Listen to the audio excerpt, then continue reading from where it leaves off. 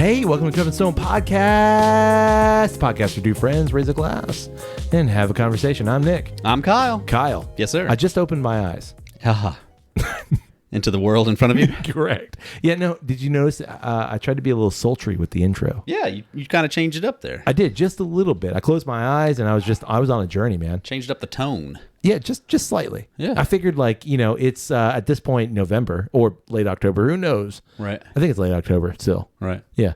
So I don't know what that has to do with anything, but I just wanted to change it up a little bit. Oh, it's good. Variety and changing things up, changing up that routine a bit. Absolutely. It's a good thing. We're all about that. Yeah. Yeah. Anyway, so I figured I'd do that, and I'm not sure how it's going to pan out, though. Well, we'll see how it goes. Yeah. We'll listen to the feedback. Yeah. We'll let the people decide. Yeah. Yeah. For sure. I mean, because normally it's like a, hey!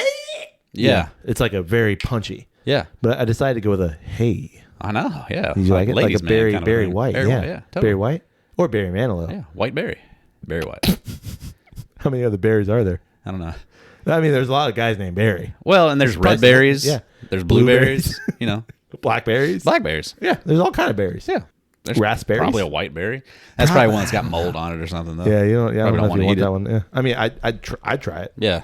It might be fermented. Sure, you could make some decent beer or Yeah. something. Get really interesting. Distill it and then make some delicious whiskey or something. There you go. Blueberry whiskey, is that a thing? God, I'm sure it is. Yeah. And I don't think I want to try it. You know what I saw today? What? I was out and about. I legit saw a pumpkin spice whiskey. And I was Did you really? that close to buying it, but then I was like, I don't want a whole bottle of it. I don't need 750 mils of it. I don't need that. That's not going to go anywhere. That's better. So I didn't get it. You should have. I know. Oh, speaking of which, have you seen the Arby's whiskey? Ew. Oh my God. Do we have the meats? Yeah, like we have the meats, like the American fast food chain Arby's. Ew. Yeah. Why? They have a whiskey. Why? I don't know. Who makes it? You're asking me questions I don't have the answers to, but I do know it exists, and like it's a pre-order product too. What's the point? It's smoked. Okay. That's all I got. I think that's the trend Yeah. right now. Smoke. No. Oh. Just varieties. Sure. Just multitudes of varieties. Like I saw the other day, Piggyback now makes a bourbon. Have you seen that? I did see that. Yeah. And they also I'm interested. Yeah, I kind of want to try it. Yeah. The rye is phenomenal. Correct. So I'm curious to see what you do with the bourbon.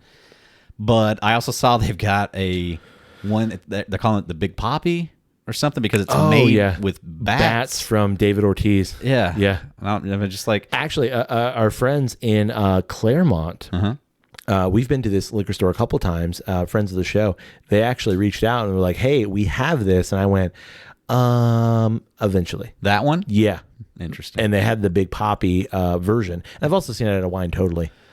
So yeah, I mean, I've seen not it at several as special as stores. I want it to be, but it's just kind of what can we do to add any kind of little nuance correct to it to make it a little different so we can charge $5 more? Yeah, let's take a baseball player that doesn't play anymore and as announcer on Fox. I think so, something like that. He doesn't play anymore. Not an announcer, commentator. He's like a color commentator, I think, if I'm not mistaken.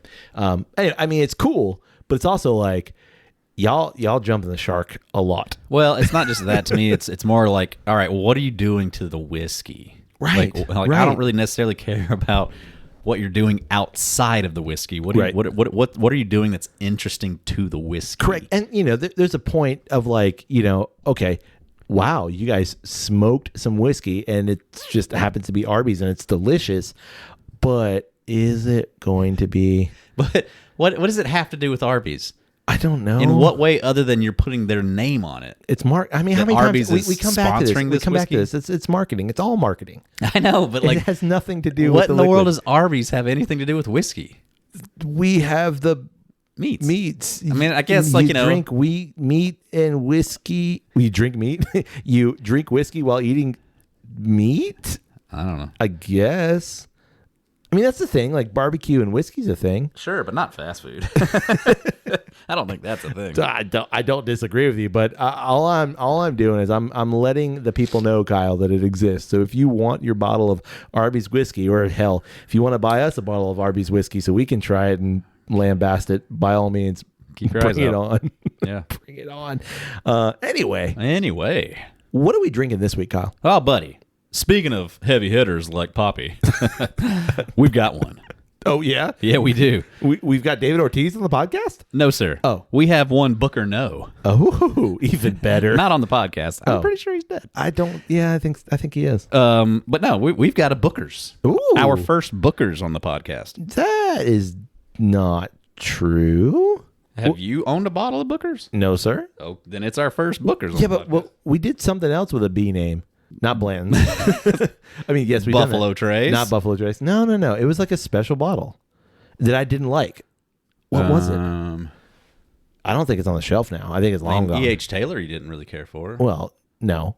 I mean, it was fine. No, I feel B. It had a B name. Maybe I'm thinking of Russell's.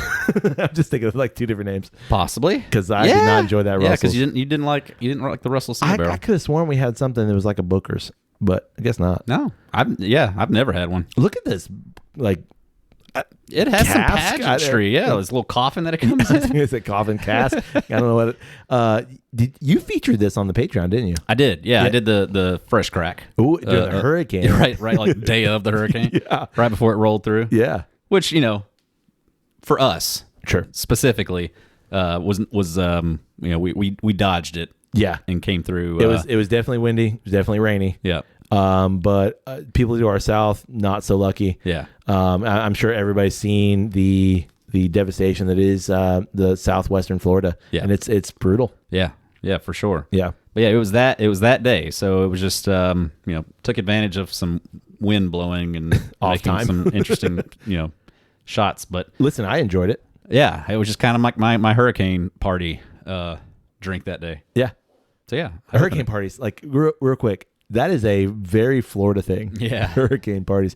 If you don't know what a hurricane party is, let me tell you what it is real quick. Hurricanes are coming. Yep. You're going to go to a liquor store. Yep. Or maybe your local grocery store. Yep. And most people are going to buy a case of beer. Yeah. Like that's kind of the thing. Yep. A case being 24 cans. Yep. Right? Or is a case 12? No, I think a case is 24. Anyway, doesn't matter. And then you're going to drink all of that within like a 2 or 3 hour period. You're gonna I think it's more of like it's a day. Oh, it's a you day think so? event. Like it's just because you're sitting there watching the news all day long. Oh, until the getting power the goes out. updates, seeing what the new track is taking, and just kind of being as prepared as possible. And as the more the track veers away from you, the more you drink. Right. It's like, well, we're not going. Or the more not the going track anywhere. veers towards you, the more you drink. Yeah, possibly that way too. Both. You know what I drank during my single hurricane party, just me and myself? All right. I mean, Carol was there and my in-laws were there too. Yeah. But I went into the bedroom and I just sat on the bed reading and I drank about quarter bottle of Campfire, High West Campfire. There you go. Yeah. Delicious. We're going to feature that on an upcoming episode. Nice. Yeah. That was my hurricane party. So you had a hurricane party with Booker. I did. Amongst other things, it was a kind of a tasting day for me. There was I don't remember it all. There was a lot of double fisted drinking that day. I'm just like, let's try this. Were compared to this. you doing some alchemy, like mixing shit? Didn't mix anything. It was more just I wonder what that does compared to this, and then get there, and then like, all right, well, let's see where it goes if I go this way. Sure. A lot of experimentation that way. We're gonna have an episode next week where we are a special guest is joining us and talks about basically the same thing you just said, just not in a hurricane. Right. Right. Where, mixing shit and see what happens. Yeah. Yeah. Alchemy. Absolutely. You want to break into it? Let's get into it. Like, do we need a hatchet to get into this thing? How do we get into it? No, it has a little sliding glass door here. Is it real glass? It's like the no, it's it's plastic. It's plastic. Okay. It's like the doors on the Enterprise. Wow. Yeah. And then like it's not loose in there. It's got little holders in there. Like it's pretty cool. So I know that this is a pretty expensive bottle. Sure. I'm gonna say about $50 is box. A lot of pageantry. Lot of pageantry. Yeah. Look at that thing. Can I see the box real quick? Absolutely. Thank you. Wow. Yeah. I mean, I've seen a couple of things. Like I know another Bean product, the Knob Creek 15. Yeah. I've seen that come in a box. Like this is not like a cheap box. Like this is, it's substantial. It's pretty solid. Yeah. I don't know if it's anything that you're gonna pass down to a kid or anything, but yeah, no, I don't think it's like an heirloom kind of thing, but it's real wood. Yeah. Or real wood looking product. Will compressed wood. Correct. Anyway, shall we get into it? Yeah. Let's get into that bottle. Do it. It's been open, so let's see if we get a decent pop. Nice. Is that a fake cork? It's a fake cork. Come on, Bookers. I mean, to be fair, we've said this before. Doesn't really matter. Not necessarily, but I like a real cork. Hold that for me. I'll hold it for you. Ooh, that got chills. And they're multiplying. Beautiful. Liquids in the glass. A little color there. Yeah. You know what? We, to tease again, next week's episode, we just did an episode with a couple of Irish whiskeys, and they are really light. Yeah. So going to a bourbon, holy crap. Like it seems way darker than it really is. Like I would say it's a shade darker than like Golden Honey. Okay. Before we get to sipping. Uh-huh. Can we sniffing? Right. No. Oh, no sniffing yet? Not yet. Okay. All right. Let's get into the more of the pageantry of this bottle because it comes with a lot. It's not just the box. It is heavily waxed. It's a Brazilian. Yeah. A lot of work was done here. Yeah. B for Brazilian, indeed. Is that what that's for? Yeah, I think so. Okay. No, that's probably Booker's. Oh, okay. Little bottle words. Uh-huh. Booker's. The whiskey in this package is the highest grade bourbon.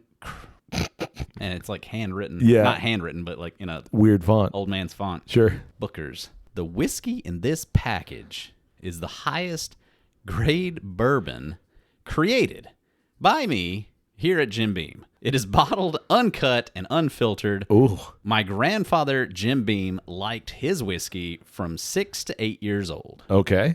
That's sort of specific. Fun. But anyway, this is batch number 2022-02. Okay. Ready for the proof. Yep. 62.4. Oh, 124.8. Nailed it. Thank you. 7 years, 1 month, and 7 days. What? That be is super exact. specific. Wow. How many? Wait, 7 years, 1 month, and what? 7 years, 1 month, and 7 days. 7 days. Okay. And wow, it's got like a information card too. I'm telling you, dude, it has a pamphlet, lot of will. information about this bottle. I'm liking that. This bottle is known as the Lumberyard Batch.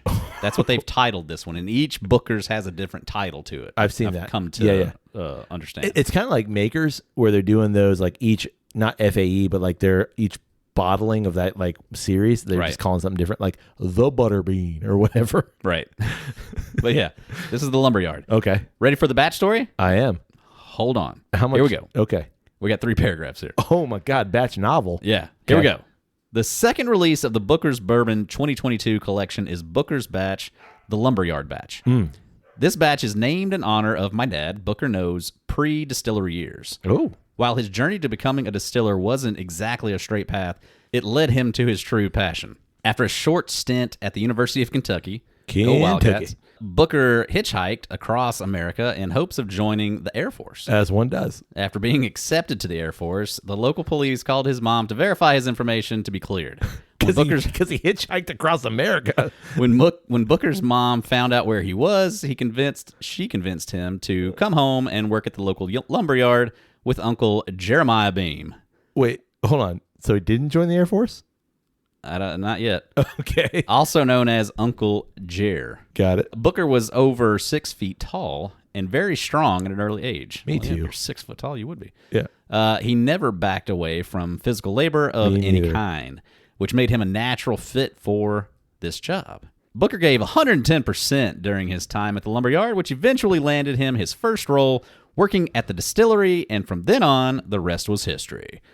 Since that first day, Booker held about every job at the distillery and worked his way up to master distiller. Ooh. Booker's esteemed distilling career was given to him. What?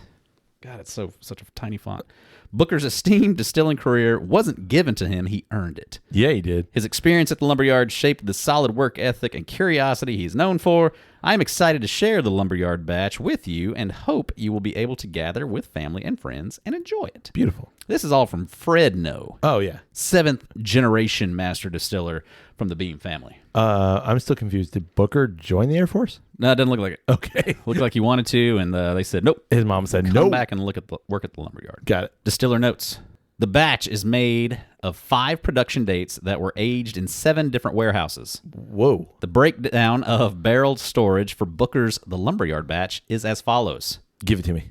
Oh, boy.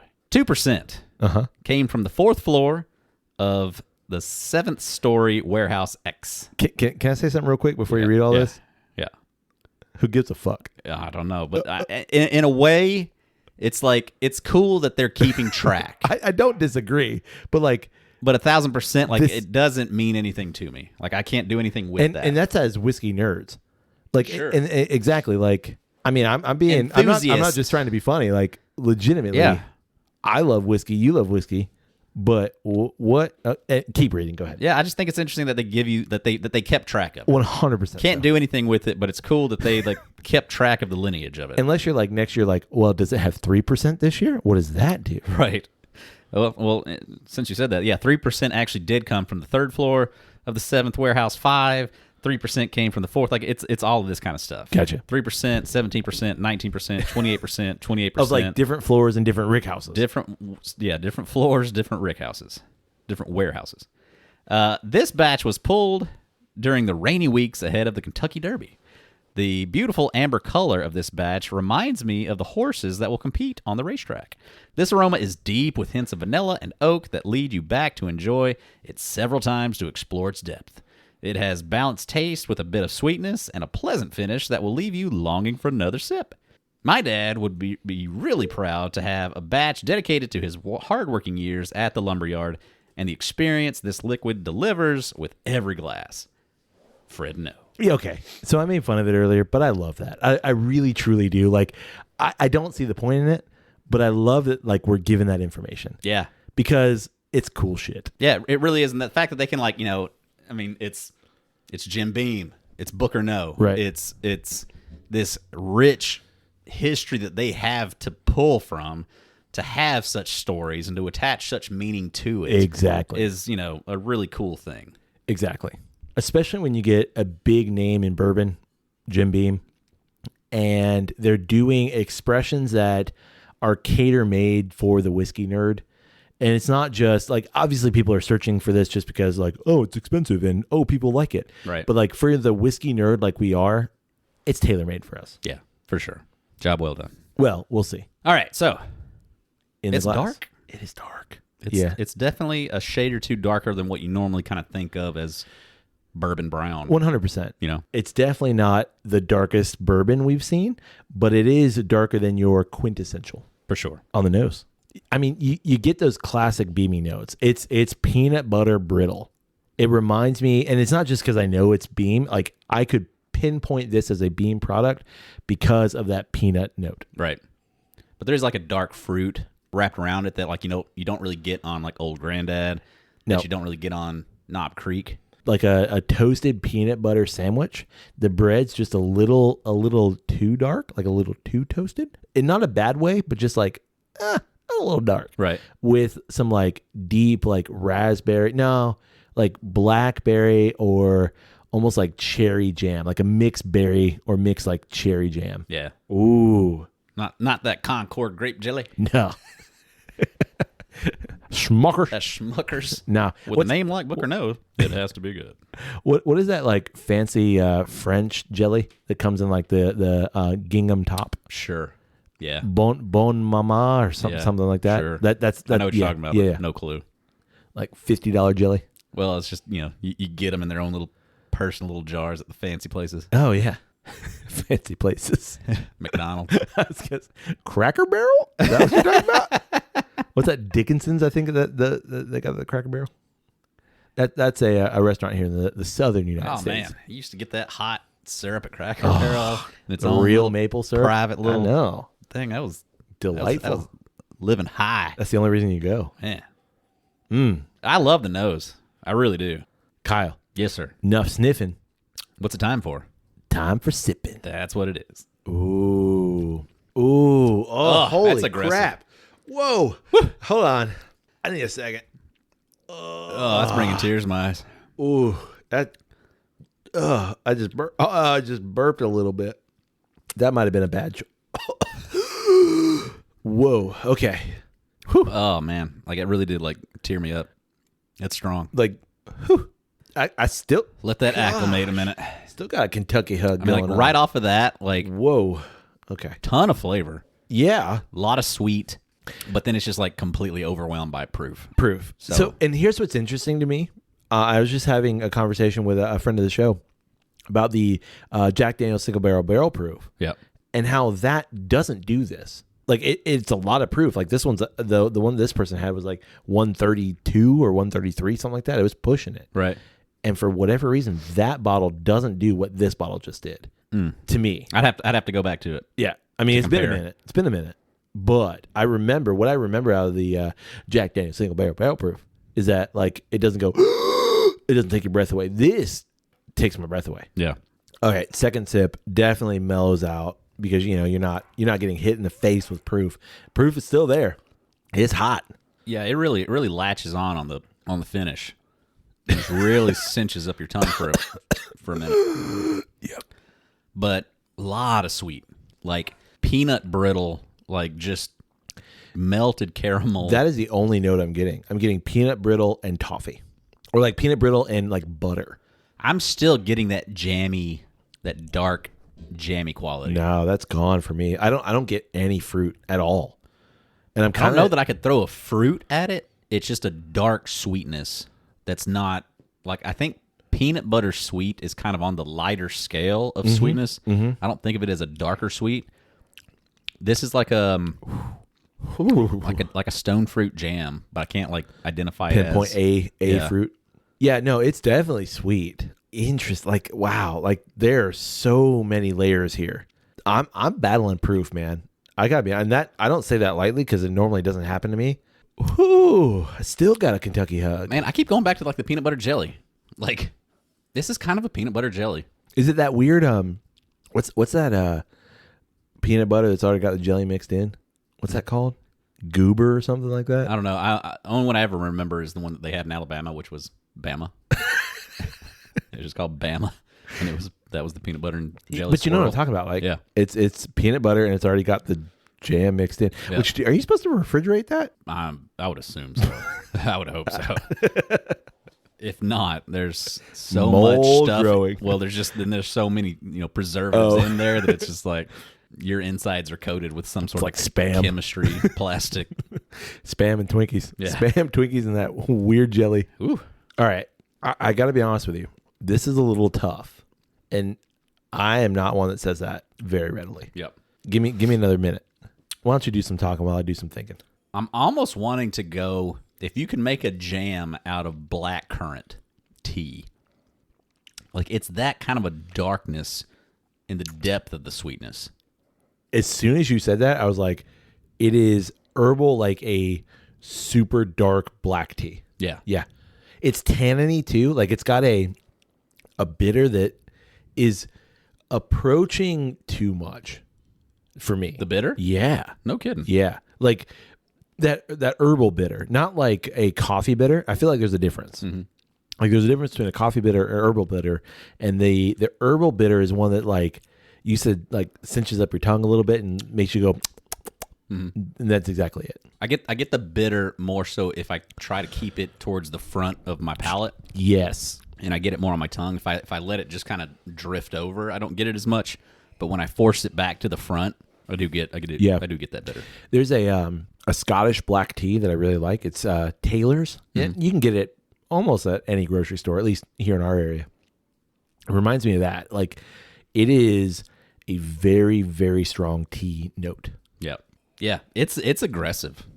Definitely one of the, like, I might even say like it may be more aggressive than the Ardbeg Corey Reckon in terms of aggressiveness. 100%. This is not a whiskey for the faint of heart. Yeah. Wow. Now, don't get me wrong. Like I find it super interesting and I like it because of that. But this is not something you're like, hey, you want to try something? You're not a whiskey person? Here, try this.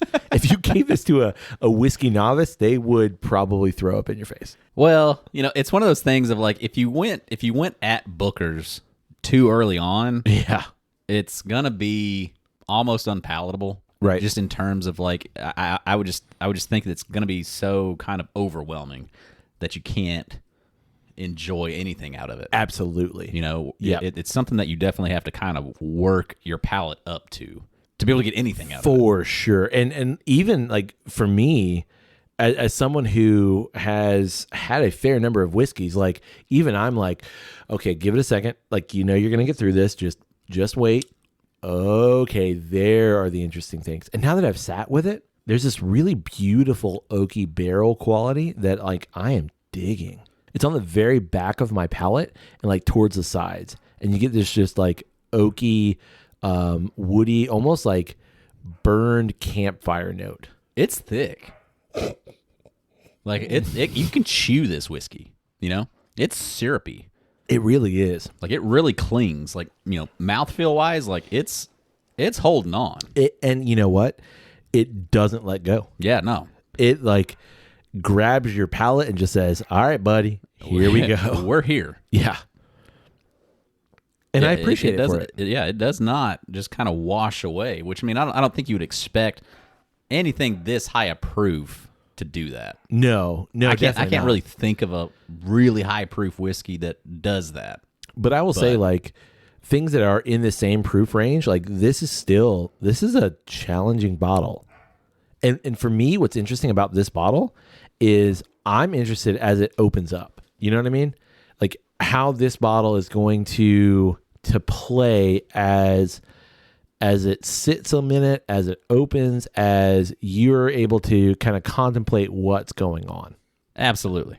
Too aggressive? Oh, that's a interesting question. Legitimately an interesting question. Yeah. I don't know. I would say pushing it for sure. Yeah. It's definitely aggressive, but I would say at this point in my whiskey journey, I can't say that I don't appreciate it. No, I definitely do. And that's like I come at it from two different perspectives.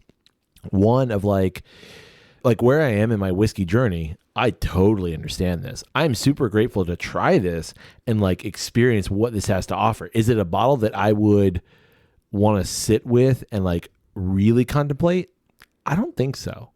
It's one that I'm like, okay, that's what that is. I'm good because of how aggressive it is. That's not to say that I don't want to come back to it. I would love to come back to this in about 6 months if this bottle lasts that long, because like, how is this bottle going to open up in that 6 months? Right. Is it something that personally I would go seek out?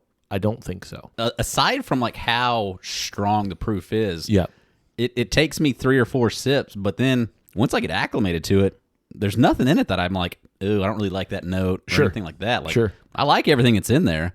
So as soon as I get acclimated to it, I think it's a pretty damn delightful pour. Right. From what I've researched about Booker's, their releases do change dramatically. Oh, in terms of like, this one tastes a lot different from that last one. And like, oh man, you remember that one from 3 years ago, that September release on that one? Like that one was amazing. Like, so to understand that they do change and adjust that much, yeah, I probably would be the sucker that'd be like, yeah, I kind of want to try this one, and just depending on what the mood that it conjures up. Yeah. See, I'm getting very, very strong old granddad vibes, and I think like that might be getting in the way a little bit because of how granddad is just perfect. Like to me, it is a nearly perfect whiskey, perfect proof, perfect sweetness. Like you get a lot to think about. And this, I think, because the proof is just turned up just a little bit, it almost, dare I say, like it might be too high. Right. Yeah, I don't think it's as balanced as like my palate would want it to be. Good on you. I'm still gonna drink it though. Yeah, you can pour it back in the bottle if you like. No, I'm not. In fact, if you want to pour a little more of this Glencairn, I'll drink it all day. Like, help yourself. Yeah. Okay. Well, I appreciate that. But yeah, what shall we talk about? A topic that has been in contention lately, and we are not people who generally touch a lot of political things. Yeah, no, I mean, we do avoid personally. it like the plague. Yeah, exactly. We do personally, but there's so much other like podcasts and so much other media out there that we don't want to fully engage in the culture war. Yeah, no, rarely ever do we want to dive into a topic that is going to divide people so much. Right. But, every once in a while you got to say, hey, I'm Marvel and fuck DC. You just got to do it. I feel like that is the right way to say that. I mean, what other way?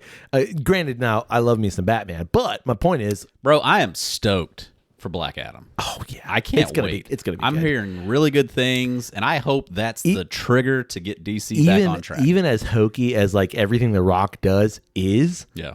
That was a weird sentence, but like I like the guy. I like his tequila. Oh yeah. I am for Black Adam, and I think it's gonna be great. Yeah.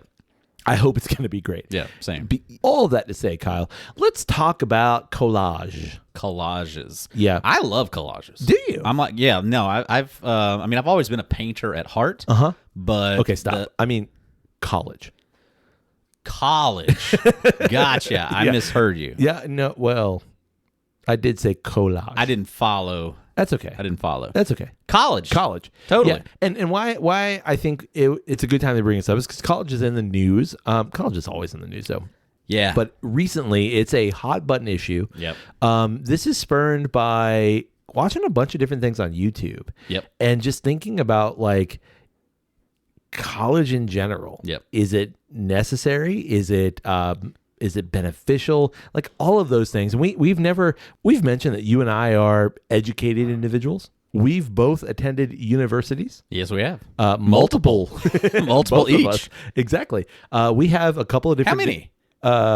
2. Well, 3. You? I guess 3 total. Yeah. But just at multiple times. Yeah. Correct. So I figured that like now would be a good time for us to just dive into college. I like it. Yeah. No, it's a good conversation of, is it still relevant? Mm-hmm. Is it still necessary? Mm-hmm. Do you get your value out of it? You can already see where we're leaning there. I do. But yeah, absolutely. I like that. Yeah. You want to start with our college experiences? Sure. What was yours? Started out at Northwest Shoals Community College in Muscle Shoals, Alabama. There's colleges in Alabama? Yeah, a lot of them. You ever heard of the Crimson Tide, my friend? Who is that? Yeah, no, I started out at a local community college. They Yep. gave me a full ride plus a stipend. Ooh. So it was a very attractive offer at the You time. fancy. So, they paid for everything in my books, and then they cut me a check at the end of it too. Damn. So it was fantastic. Did that for 2 semesters You didn't milk that longer? because I immediately came down to the college program Oh, where was that? at Disney World. I know that, but for the people. It was at Disney World. I'm not sure how else you want me to say that. It was at the wonderful Walt Disney World Resort in Orlando, Florida. But is that not tied to UCF? What's that? The college program? Yeah. No. Oh, I thought it was tied. Where did I get that? No. You can do the college program, be from anywhere. Oh. Yeah, they send thought somehow it recruiters was out and do interviews. Somehow I thought it was tied to UCF. Maybe it's just because like I associated you with UCF. Yeah, no. Okay. Went back home and did another semester at that community college. Transferred at that point to UCF, the University of Central Florida, the Golden Knights. Did another complete 4 years there because I went into a program that was a 4-year program. Right. And they did transfer basically all of my credits from the community college, but because I was in a 4-year program, it still ended up being another 4 years, unfortunately. Math. Yeah. Gotcha. I just had a bunch of semesters there at the beginning where I didn't take that many classes because, you could only take so many classes because they were prerequisites for the next class. Gotcha. Kind of a situation. Yeah. I've been there. So, yeah. Then eventually graduated from there and then was out of college for basically like a full year. Then decided to go back and get my master's degree. Got that at the University of Florida. Go Ooh. Gators. Yeah. Did that. You that fancy was, too. That was a 3-year program. Yep. In the midst of that 3-year program, after year 2, decided to get a full-time teaching job. Why? That was connected to the program that I was in. Oh my God, that was such a rough year. Anyway, I remember it very well. Finished my first year of teaching, combined with my 3rd year of my master's program, and then taught high school for another 3 years after that, and then decided to go back and get another master's degree back at UCF, back at the alma mater. Yeah. Was in that program for a year before I decided, you know what, I've got a little too much on my plate. Let's back off and just live life for a little while, and maybe I'll go back and eventually finish up that degree. But I feel like, at this point in time, having been out of college education, that sort of thing now for a minute, 3-4 years, however long it's been, it's like It's nice. Yeah. But actually, it kind of feels like there's like a void, in a weird I get way. it. Yeah, no, I get it. So all that to say is you are a learned man. Took a lot of courses. Yeah. Took a lot of classes. You know a thing or two. About several topics. Yeah. Sure.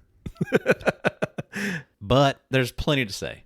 What's your journey? So I was in a program in high school that allowed you to do high school classes and college classes on a college campus. So kind of like dual enrollment. Sure. And a lot of places have dual enrollment classes where you can take classes at a local college. Yep.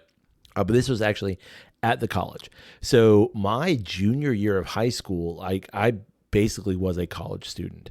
So I started college classes. It was kind of combined. And when I graduated, I had a year and a bit of college done. Cool. So I decided to, for financial reasons, same as you, continue at that local community college. Some places call them junior colleges. Here in Florida, we call them community colleges. Now, weirdly, they're all called state colleges somehow. That's another matter. But I did another year there, and it was fully paid for. Kind of same idea. It was a purely financial situation where like I don't want any sort of college debt. Right. So here's what I'm going to do. From there, I applied to really only one other place, and that was USF, the University of South Florida, which is in Tampa, which is not South Florida. West Florida. Right. Anyway, but the University of But West it's like Florida West is in Central Pensacola. Florida, 'cause it's not if you go to the Panhandle. Correct. The Panhandle, way over west. That's in Pensacola. I applied to USF, got into USF, super stoked. Like that's really one of the only places I applied because I wanted to be close to home. I was, I wanted to commute back and forth. Right. So went to USF and got a dual degree in English and creative writing. And then from there, I left and went basically straight into teaching. I did 6 years of teaching before I started to like, you know what? I miss that college thing, which I'm sure we'll talk about. Right. So I want to go back and get my master's. I went to Ohio University, which is in Athens, and I did a master's program there. It was a 2-year master's program in literature, and most of it or all of it was online. So I didn't actually like go to Athens, Ohio. Right. But I did an online master's that way, and it was a great experience. And so that's kind of my college experience in a nutshell. There it is. There it is. So you too are also quite the learned man. Have done a credit or two. Yeah, 1 or 2. Yeah. Depends on the day, man. It depends on the day. Oh man. I consider myself sort of a learned person. Yep. At the very least, I consider myself someone who is willing to pay money to sit in classes with people. At the very least. All that to say, like, we've got some learning under our belts. Indeed. Yeah. All right. Looking back though at that experience. Sure. What are your feelings about it? Oh. Valuable, not valuable. Let's not use that word. Sure. Did you enjoy the experience? In the midst of it, up and down. Same. Yeah, like Yeah. I honestly, my college experience was what I consider to be I guess that's a great question. okay. Was your college experience what you thought it would be? My college experience was what I made it to be, in that I did not have the popular culture version of college in terms of like, I didn't live on campus. I didn't join a fraternity. I wasn't like super involved on campus. I did the like, I'm coming here for learning and, push up my glasses. I'm going to be the nerd that learns everything. And that's it. And it was primarily because like my attention was elsewhere. Like I was working full time. I was someone who was pretty high up in a small company. So like I was kind of it in terms of like that company. So there was a lot of responsibilities for me. So like I couldn't do the traditional college experience. I don't regret not doing that at all. Like Same. I look back on it and like, maybe 10 years ago, I was like, man, like I wish I just had like the traditional college experience.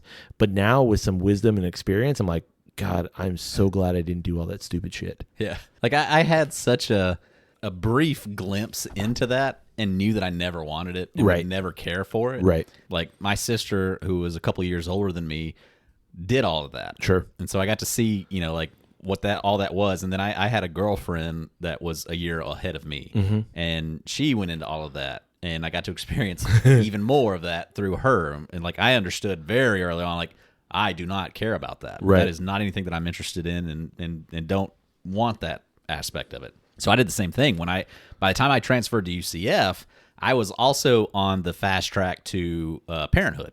And so we were already married and had a kid on the way by the time that I was going into my senior year at UCF. So much in the same way, like it was just different things were on the plate, not just college and that experience. So it was more a firm focus on the courses that I was taking and not the rest of the campus life. Yeah. Here's a great way for me to say it. Sure. Is the track of education. Yeah. You have elementary school and then you go to middle school. And that's a huge adjustment going from that to that because it's such a much more rigorous curriculum. And then you go from middle school to high school and it's gearing up. Sure. We're preparing you for this next level. Right. Going from high school to college, the expectation was, here we go again, another rigorous, the shit that you did in high school, you're not going to cut it in college. It's a whole other thing. My experience, that was not the case. Ooh. I would not say that in any point in time in any college course that I ever took did I ever feel like this was a level up from high school. Interesting. Yeah, personally. I want to unpack that, but I want to say that was not my experience. Sure. I was a student who, like, things just came naturally to me. Same. And I did very well with very little effort. Yep. And I got to college and there was it wasn't every course, but there were courses like a brick wall of like, boom, you are in college now, son. Yep. Get your shit together. And maybe it was just like, I was super lucky to have professors who loved, at least I perceived, loved what they were doing, right, and wanted to transfer that love, even in spite of grades, in spite of like that traditional, like you have to pass kind of mentality. It was, I actually don't necessarily care if your grade is an A or a C. I just care that like I imbue a little bit of the love for the subject. Right. I look back very fondly on my USF, my undergrad days of like, and to be fair, like my graduate days too, of like, this is a place apart. This is a place where you're challenged. This is a place where ideas are challenged and you as an individual are challenged too. So I was challenged in a lot of ways of thinking, in a lot of my spheres of thinking too. That I actually like, I look back on not fondly in terms of like, man, I'd love to do all that again. But also like, I would kind of love to do all that again. I would too, 1,000%. And I just say that I'll preface the previous comment of, more so your gen ed aspect. Okay, sure. Once I got into my degree, I got into my my specialization, absolutely, yeah, in those later years, sure, to an extent.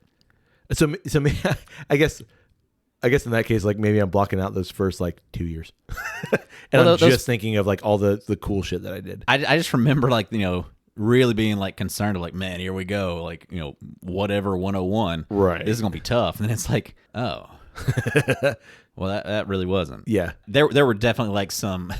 I had an art history professor that like I really got close to and really enjoyed all of his courses. Like I even like did some yard work for him at one point in time. Like it was just kind of one of those connections. Yeah. He came to my wedding. Super cool guy. His courses were like, I guess, challenging in a way of it's just so much material. Yeah. Just understanding like so much material, so many.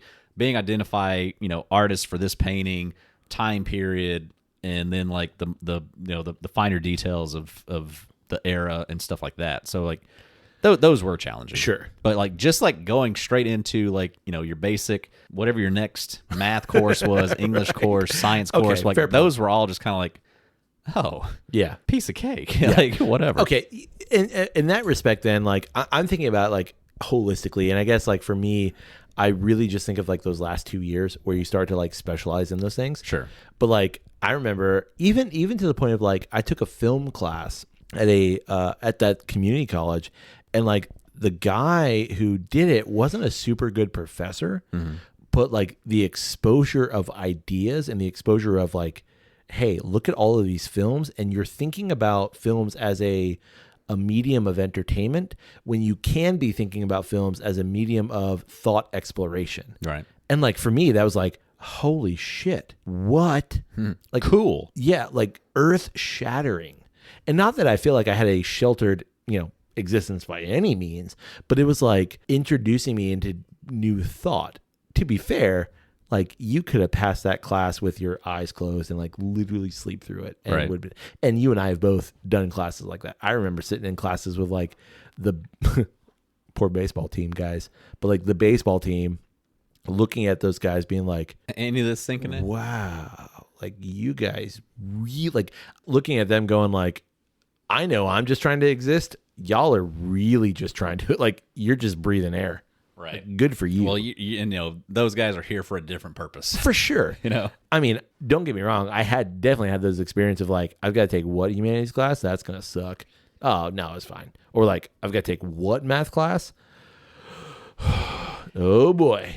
Man, I'm already like wanting to jump right from here to like something else. But Okay. like, we can't. I feel like we got to build to it. No, I mean, do what you want to do. Because like that's part of what's wrong with the college system. Yeah. Is that so much of like the rest of your class Right. are people who are not in that class because they're wanting to engage in an intellectual journey. Sure.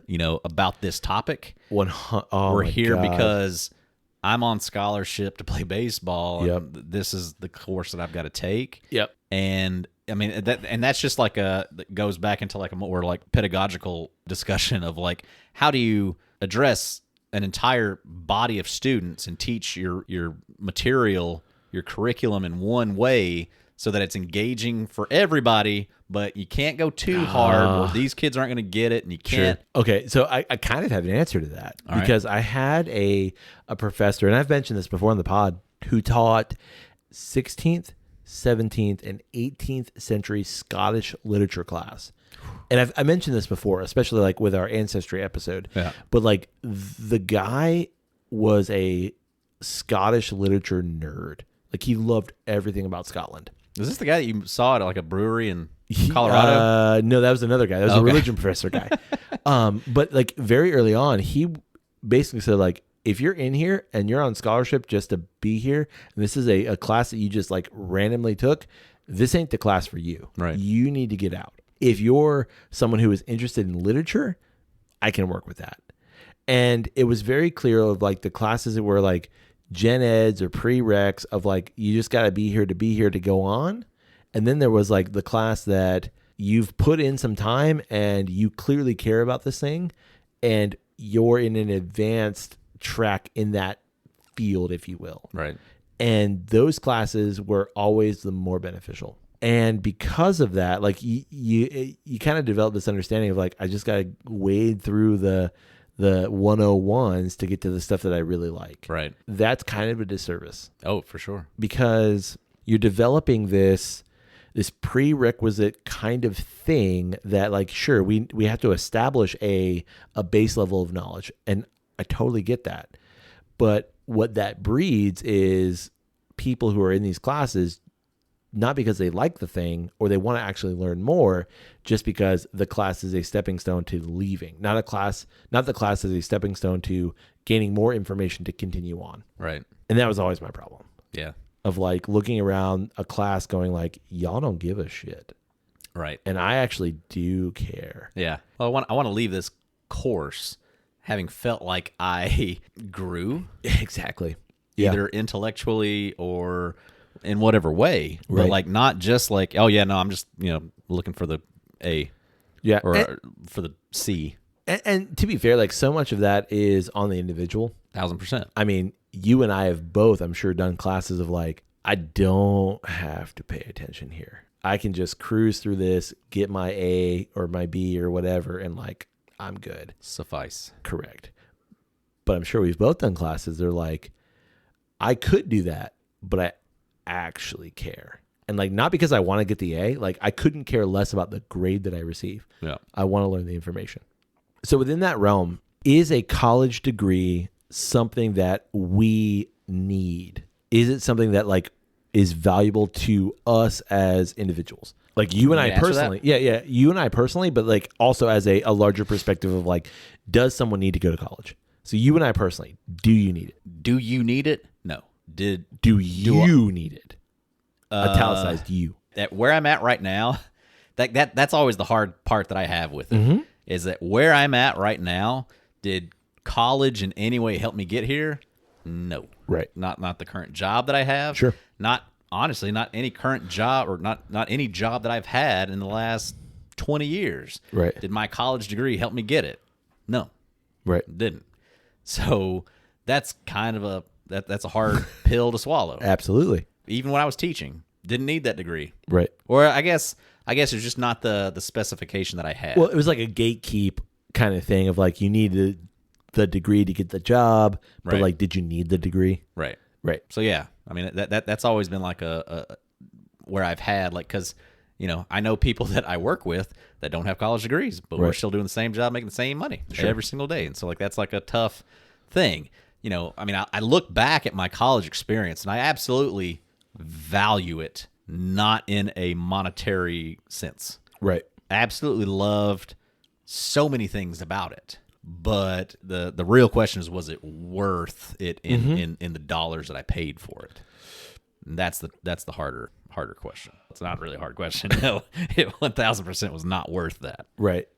Man. But I loved it and would do it all over again. Would love the opportunity to do it all again, because I've talked about that on the podcast before, about how like that's some of the stuff like I truly miss, like those deep conversations about some ridiculous topic or film or work of art or something other, and really getting like deep down and like personal about a thing with somebody or a group of people. And like working in a studio with a group of artists is like such a unique experience that I would love to do that all over again. But I would never do it all over again for the price that is required of it. Right. How about you? Oh man, that's such a. I recognize I posed the question, or we both posed the question, but like, it's not answerable with a yes or no. Right. It's answerable with a lot of caveats. Right. In which specific way do you mean it? Correct. Did correct. it have its like, proper value? Like, would I be who I am without it? The answer is no. I would not be. Like, I think definitively I would not be who I am without it. Yeah, no, 1,000%. Would I? Do I regret it? Absolutely not. Monetarily, was it worth it? Granted, most of my college was paid for, so in that respect, sure. If I were paying for it, I think it might be that tougher pill to swallow for me. But I didn't. I had a lot of scholarships. I had my grandparents like fronted a good amount of that, and I think I've talked about that before. Like super lucky in a lot of ways. Would I do it again? I wouldn't, knowing what I know now, but I would do it differently. Like if I kind of have that, like if I were to win the lottery, I would love to go back to school, like, and just exist, because like there's nothing that fosters that same, like what you said, looking at a film or looking at a piece of art and just like talking about it, knowing there's no stakes here. There's nothing I have to prove to myself or prove to anybody else. We're just talking about a thing and talking about ideas. I miss that wholeheartedly. And I think like that's what you and I both get out of this podcast, is like some of that. Right. And that's what we get out of interactions too from people with the podcast, is like a bit of that. I wouldn't trade that for anything. But like, is it quote unquote worth it in terms of where I am? I'm inclined to say yeah. Like, and that's just because like I use that degree every day. Right. Like where you are, you don't. In so much as like the art degree and in that kind of realm, obviously like the management kind of side of it, maybe, or like the people side. I use the degree every day, right? Because of the point that you made of it made me who I am. Correct. Yeah. So yes, I do use the degree. Like I definitely see myself as being way more open to criticism than most people are, because I had to sit through critiques. Correct. Where like this thing that you made, people are just going to sit there and shit on it for a half hour. Right. Because that's just what those are. That's what it's supposed to be. Everybody's sitting there pointing out everything that they find a flaw in it. Right. And that shit hurts. And like, I mean, you just sit there and you learn to take that. But 1,000% now that when I'm at work, when bad shit happens, it just rolls off my back. I don't really care because that's not something that I made, and you're just a bad person. Whereas like other people, it affects them so dramatically. I guess what I mean is like your art degree. Oh no, I know exactly what you mean. I'm just saying that like in one way, like, yeah, no, totally. I don't make art every day anymore. Yeah. But I do use that degree because that degree shaped me into who I am. 100% so. So, and that's what you said about like, what do you mean by worth it? Like in one sense, literary, analysis, that is what I do every day, day in and day out. Like that's what I do. So in that sense, absolutely it's worth it. For me also, like dealing with people and who I am and how I function in the world, absolutely worth it. So for me, like, yes. But when I think about like someone who took out a bunch of loans to go to college, who got a business degree and is not actively using it, or someone who went to, took out a bunch of loans and is super in debt, and they went for, an example, art history, and they've never touched art history, and now they're just basically serving that debt. Right. Then the answer probably for that person is no, it wasn't worth it. Right. Unless you're thinking about like real true learning, in my perspective, is not about the content. It's about teaching you how to think about things. And I know that sounds like super hippie and like really like, oh, bro. But true knowledge and understanding is not, I know XYZ. It's I can think about XYZ and I can parse through that and I can, have conversations about those things. Right. And for me, that's what college did. Yes, it gave me a set of content knowledge, but more than that, it gave me an ability to think about things that I cannot trade for anything. And in that respect, worth it. Yep. I mean, I wish that's the way it was for everybody. And I would love to be able to say the same thing, but knowing that like I ended up where I'm at without it, for me, unfortunately, it's like, man, would I trade it? Yeah. For the money that I paid into it? Probably. I probably would. Right. But at the same time, like I loved it. Right. Loved going through it. Loved the experience of it.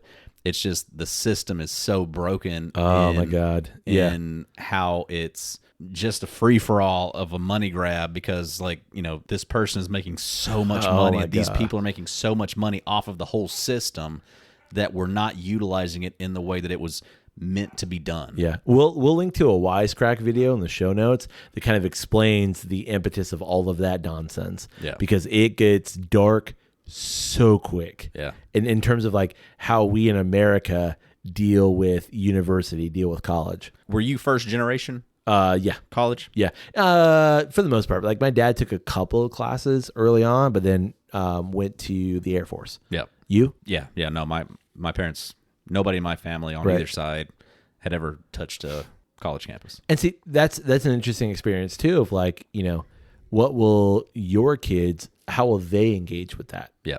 Like how will, Yeah, I've had conversations with like other people with their kids because they're at that point and they're asking me about stuff. And like, it's tough because like, I go at it from my perspective of like, man, just be so careful because like you can so quickly get sucked into it. And then like, and they're specifically asking me about my field, with art.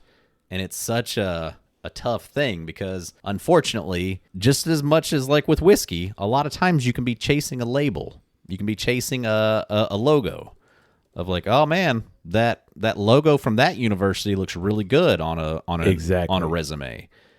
But did you actually get what you needed out of it? Did you actually learn anything? Did you develop from that? Did you gain anything? And that's the tougher part. But unfortunately, in a lot of situations, people will look at that logo like, oh, you got a degree from there. Oh, yeah. That might be your entryway into in a position. Man, I tell people that all the time of like, it's not the school that you go to necessarily. It's how you engage in the schooling that you're in. I mean, but unfortunately, at the same time, it might be. It might be. And that's like, I don't know what it's like to go to an Ivy League or a Cambridge or a Trinity College or something like that. I don't have that experience. But my assumption is it's so heavily based on the individual that sure, you could go to MIT and just like cruise your way through it and be an MIT grad. I mean, get your degree and fuck off. Like, it is possible. Or you could be the person who, what I assume MIT really wants is like that uber nerd who really honestly wants to do this kind of school for the rest of their life. Like, Right. I want to do the thing. I want to apply the thing. I want to inculcate myself in this. And it's because I love learning. Right. I think both are possible in every situation, whether you go to, Chuck's College of Art and Design or you go to Harvard University, or either way. There's a balancing act For sure. there. For sure. And so much of it to me is related to the individual. Like that concept of worth is so personal. Right. Would you like to hear some response from listeners? Sure. Yeah. They already responded to our podcast that we're recording? Well, we put a question on the Twitters. Kyle. Gotcha. Our question was, let me find it. I'm going to throw a quote at you really quick that I thought was really Sure. like Go ahead while I'm looking up this to question. this. It's from your boy. Oh, my boy? Yeah. Yeah. Mark Twain. Oh, yeah. I have never We're good friends, by the way. I have never let my schooling interfere with my education. Dude. That's so perfect. Yeah. Mark knew what he was doing. Yeah. Yeah. I call him Sammy. Yeah. Yeah, friends of his call him Mr. Sammy. Clemens? No, just Sam or Sammy. When we're drinking, it's always Sammy. Sammy boy. Yeah, correct. 100%. Like, I've never let my schooling interrupt. Is that what I said? Interrupt? Interfere, I believe. Interfere. I've never let my schooling interfere with my education. Yeah. And you know what? Like, that is perfect because that's 100% true. Yep. Like, and I was that person who let that schooling interfere with education at some point. But then I had this realization of like, I just want to learn the thing. Like, I just want to be in the presence of people who know things and I want to talk about stuff. Right. It's as general and basic as that is. Well, and going back to like my frustration with my degrees and things was that there were definitely instances where I saw kind of the man behind the curtain. Yeah. Of like, oh no, you're presenting this program and this degree as this, but when I peel back the curtain, I can see that it's just about money. Yeah. And it's just we need people in this program to keep it going. For sure. It's not any kind of a prestige kind of a thing. Right. And that was very disappointing. And you do run into that. I ran into that of like, we just need people in the program. Yeah. But also like, then I think the individual has to make that decision of like, I don't want to be a part of that. Right. And I don't, there's not a value in you guys just trying to make money off of me. Right. Would you like to hear what other people think? Sure. Yeah. Okay. So friends of the pod listeners, like I said, we put it out on Twitter, asked this question: is college university worth it? Kind of like what we've just been discussing. And I know that's super broad in general, but that was the question. Chance, super good friend of the pod, he said, it's both absolutely and depends. I would not have the career I have chosen without a higher ed degree. That being said, if that is not the direction you want to go, there is great value in internships and trade schools. Yep, absolutely. I agree. Id, ego, and us, I think says it pretty well. Is it worth it? Yes. Is it compulsory? Absolutely not. It comes down to like you and I kind of feel that way. Like, is it worth it from a larger kind of like thought perspective? Yeah. Monetarily? Is it compulsory? No. Yeah. It's not. It's where what you mean by worth. Exactly. Sean says that really depends on the cost and what you're thinking of doing with that degree. It's certainly wise to view it more skeptically than 20 years ago. Yeah. Yeah. Yeah, I think that's a great point because 20 years ago it was like you absolutely have to go to college. Yeah, absolutely. Oh my God. Which is so funny because like, again, like I said, like I was a first generation college graduate. So, nobody ahead of me did college. Yeah. But at my level in the family tree, we all did. So, right. The university system got their marketing just right. Nailed it. Because we all did it. Yeah. Nobody didn't. And we all went to 4-year colleges. Correct. So the sci-fi wise guys, they said the only way to know if college or university is worth it is to attend. fair enough. Yeah. There you go. Joe Davey Joe, who wrote Archaic Deception, Joe Davey. Oh, no kidding. Yeah.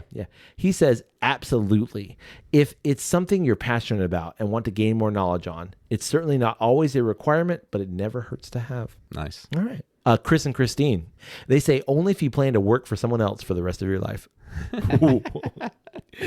Yeah. Richard says, depends on what you want to be when you grow up. Richard's not wrong. I get it, Richard. Brain surgeons and rocket scientists? Yes. If you think getting a 4-year piece of paper guarantees a high-paying job, think again. Whoa. Yeah. Whoa, Richard. Good point. The Designated Quizzers, friends of the show, podcast, they said depends. Obviously, there's a lot of professions that require an education. I see a theme. Depends. Depends. And I think like that's what we've landed on too. Like it depends on how you want to perceive it. Yep. Like, would I trade it? I wouldn't. Did I need it for my current job? I did. Does it make me better? It does. If that's what worth is, then yeah, it was worth it. Yep. I've come across that question of, could I have done it without it? Oh, that's a slippery slope. But yeah, I get it. Could I have achieved everything, especially nowadays with the internet and with as open as a lot of things are of, different tutorials and things like that? Could you have just accomplished all the same stuff without college? Right. I know I couldn't have. Right. I'm not that self-motivated in a way. No, absolutely like not. I need far that push. I need a deadline. Right. I'm far too I like blinky things. And I'll be over there doing that for the next 5 hours. I know I wouldn't ever have accomplished those types of tasks without the prodding and the deadline. So in the professor to say like, absolutely get this shit done. Like this needs to be done. Here it is. This has to be done by this day. Correct. Because when I don't have that, there's always tomorrow. Falls apart. Yeah. Very easily. Yeah. Yeah. Real quick. Well, you got anything else? I mean, I've got tons more. Oh, dude. We could make a whole series on this easily. Yeah. There's not a value on education. There's no amount of money that you should, Don't even get me started. Yeah. How much? You paid how much? Is that worth it? It should all just be free. Yeah. It's education. Oh my. Shouldn't we want everybody to be educated? But yeah. Can't go on forever. No. Honestly, like there's such a value too in education in other ways, like you said, via YouTube tutorials, via trade schools, electricians and apprenticeships and all of that stuff. Libraries, the only place it's like free to exist at this point. Yeah. Sure. Absolutely. And like when you think about it and you weigh it against a traditional college or university education, you start to like poke holes in all of that. And it's like, yep. Did I do the thing? Did I do the right thing? Did I do the fiscally responsible thing? And that'll keep you up at night. Yeah, it will. Sadly. And I like to sleep. Me too. I love sleep. Final thoughts on the Bookers? I honestly love it. I think it's fantastic. I love the challenge of it. Yeah. It's like one of those things of, if I come here at night, it kind of depends on the mood that I'm in. Sure. When I come into the library, if I'm wanting just to sit because I got to work in the morning, probably won't go for it. But if I'm in the mood for a challenge and I want something that's going to like kind of work me, it's like a workout kind of a thing. Sure. It's like, I'm going in there and I'm going to kick its ass. I'm going to go for it. Or it's going to kick my ass. Or it's going to kick my ass, yeah. I am 100% with you on that. Yeah. Is it something that I want to drink every day? It's not. Is it something that I want to be challenged by? Yeah. I'm totally up for that challenge, and I'm interested to see what that challenge is going to elicit in that moment. Yeah. Well, we want to know what you think about the Bookers, the Lumberyard edition. Lumberyard Batch, yeah. Or what's your favorite Booker's batch that you've ever had? Yeah. What? This is it for me. It's the only one I ever had. The only one I ever had. What Bookers do we need to try? Yeah. More importantly, what Bookers do you want to buy us? So we can seriously. Which one you got a sample of you can send at us? And we also want to know what you think about college and university. Is it worth it? Is it something that we should continue to push our younger generations to do? Or is it something that like, is this ideal, but it's not necessary anymore? Indeed. Is it something that like you're dreading when your kids get to that point and you have to go through that process all over again? Expensive AF. I mean, at least at this point, like, side note, like at least at this point, I've got some thoughts so I can kind of give some guidance. Correct. Whereas like when I went through it, I think that's part of the problem from my experience is that I had no guidance going into it. It was just no, you got to do it. So just go do it. Yeah. So, I'm with you. at least there's that. Well, you can get in touch with us through email. It's drepandstone@gmail.com. You can also get in touch with us through social media. It's always one word, Drep and Stone, DREP and Stone. Come find us, like us, share a thing, like a thing, comment on a thing, and then you can follow us on Patreon. Yeah, that is honestly the best way to support the podcast. It's through our Patreon page. That's patreon.com/drepandstone. We got a little bit of fresh cracks. Indeed. Got a little bit of pours with Drep or Stone. Absolutely. Some thoughts. Some thoughts occasionally. Every once in a while. Episode notes. Episode notes. It's great fun. Building a Bottle great... kills. Oh, man. What you drinking tonight? Building a good community there. Yeah, totally. Yeah. There's a lot of content there for sure. There is. Join the Drep and Stoners, as they like to be called. Yeah, they do. That's what they told us anyway. Right. Like, we didn't come up with that. They came up with that. Drep and Stoners. I like it. Yeah, me too. And join them and join us on Patreon. Again, patreon.com/drepandstone. You can also support the podcast by rating Drep and Stone wherever it is you find great podcasts like this one. And finally, Kyle, just tell someone about Drep and Stone. Yep. Share the good word. Yeah. You know, people might be trick-or-treating in your area. Don't tell the kids. It's probably not kid-friendly. Now, make a little flyer that you attach to each piece of candy, so that when each piece of candy goes out, it's like, hey, listen to Drep and Stone. Is that how that works? And then, when the kids are going through their candy at the end of the night, mom and dad are going to find out, well, what is this? And they're going to search it up just to be curious, just to make sure the kid wasn't given like dirty stuff. And it's like, oh, this is actually really entertaining. Yeah. Or I'll do you one better. Be the person that gives out candy that you would want to be yourself. And what I mean by this is like, you're giving out like beers to the parents. Like, sure, candy to the kids. If you're going to give out candy, be the person who gives out good candy, first of all. None of that fruit. Got a cooler of Michelob Ultra over here. Exactly. If you'd like one while you're walking around. You want that Blue Clan beer? Be nice and refreshing while you're walking around in this Florida heat. Absolutely. Or I'll do you one better. You want a pour of this? I mean, if you know the person. Whoa. I know. Well, hey. Whoa. I got some bookers. We got that 16. Go to that bottle real quick. Exactly. Well, hey, listen, a little nip never hurt. Well, many people. Probably has. Yeah. Okay, so if you want to just, hand beers out with the Drep and Stone logo on it, man, I am all for it. Yep. For sure. Highly encouraged. Makes everything better. Be that guy. Yeah. On that note, hey, buddy. Hey, buddy. May your glass overflow. And your ass never show. Cheers, buddy. Cheers, buddy.